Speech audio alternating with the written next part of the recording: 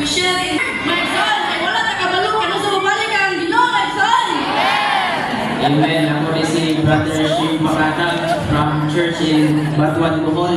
O kinahanglan nita nga Lord Jesus. O kinahanglan nita nga magandang mga isuon o sa pagbalik niya. Kaya wala kang tagayba kung kanusa siya mo balik. Manang kinahanglan nga Lord Jesus. Kinahanglan nga muduol nito niya mga isuon. O makaadihan niya.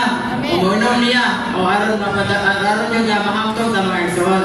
O aron mapadali ang iyang pagbalik mga isuon. Amen. Praise the Lord. Ako rin si Angel Banco from church in Malapatan sa Isa Sarangani. So, thank the Lord for reminding us mga igsoon na kinahanglan sa iglesia ang kinabuhi natay pagdugo mga igsoon. So, in order for us na magdugo mga igsoon, kinahanglan na kana magpaymunos lang dito sa Ginoo mga igsoon. Kay kami gina-reminded jud nga as a training kinahanglan daw i-treasure ang moment na samtang namin sa usamis.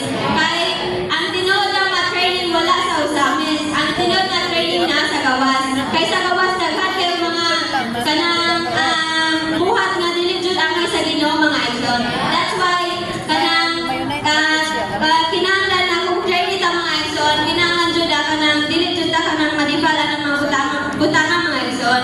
Isipon jud nato nga dili jud ta angay anang mga butanga mga igsoon. Amen. Amen, brothers and sisters. Ako po si Joshua Traglia from Church in Orani, Bataan.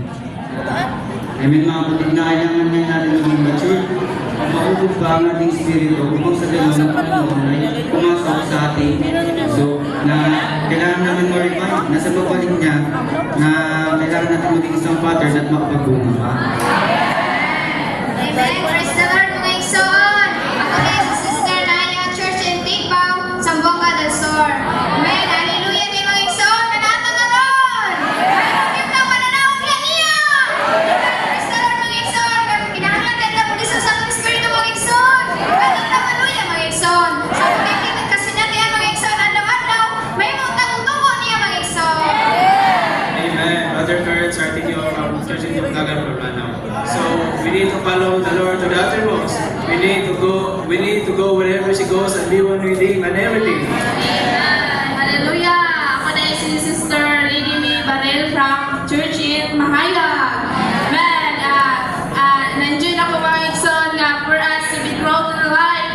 We must see Christ as our breakfast mga igsoon.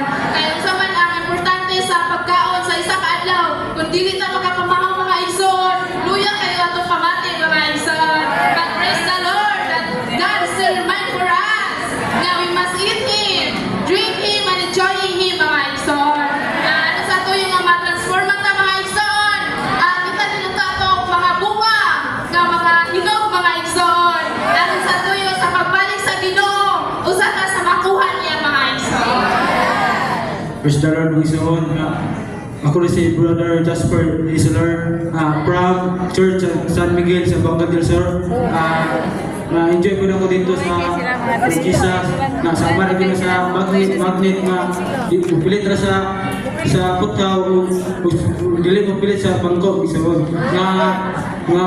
Lord Jesus na sama si Ginoo nga bukuhan sa mga orang matubo ng isuon. Kanang orang pagtubo dito sa Satanas ng isuon.